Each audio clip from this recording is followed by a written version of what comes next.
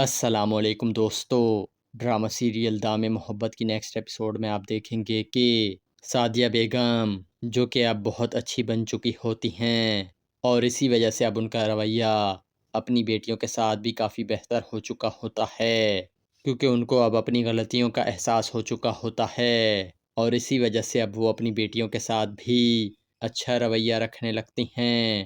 ان کو اس بات پر بہت زیادہ ندامت ہوتی ہے کہ انہوں نے ماضی میں اپنی بیٹیوں کے ساتھ بہت ناانصافیاں کی ہیں۔ دوستو پھر جیسے ہی یہ بات سونیا کو پتہ چلتی ہے تو وہ اپنے شوہر کے ساتھ اپنی ماں سے ملنے کے لیے فوراً گھر آ جاتی ہے۔ اس کے بعد وہ گھر آ کر سب سے پہلے سعدیہ بیگم کے گلے لگ جاتی ہے۔ سونیا کا شوہر ارباز بھی اس کے ساتھ ہوتا ہے۔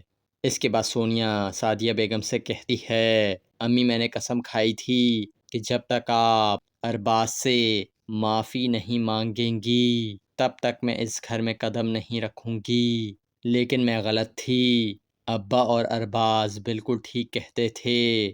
اس وقت جو کچھ بھی ہوا اگر وہ نہ ہوا ہوتا تو آج بھی ہم دوسروں کے ٹکڑوں پر ہی پل رہے ہوتے اور اتنے مضبوط اور پر اعتماد نہ ہوتے۔ دوستو سونیا کے منہ سے یہ باتیں سن کر سعدیہ بیگم بہت زیادہ خوش ہو جاتی ہیں۔ دوستو دوسری طرف آپ دیکھیں گے کہ سارہ بیگم کو یہ شک ہوتا ہے کہ وکی فرح کو دھوکہ دے رہا ہے۔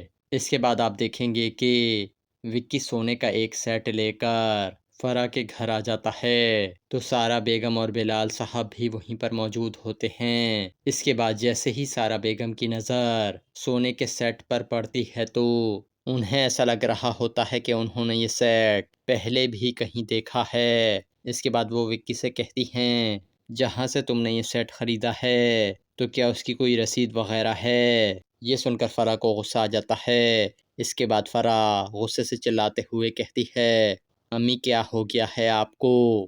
کبھی آپ کہتی ہیں کہ رسید دکھاؤ تو کبھی دکان کا نام بتاؤ، کیا آپ کو یہ سب کچھ آرٹیفیشل لگ رہا ہے؟ اس کے بعد سارہ بیگم سیٹ کو غور سے دیکھتی ہیں اور پہچان جاتی ہیں کہ یہ سیٹ کس کا ہے۔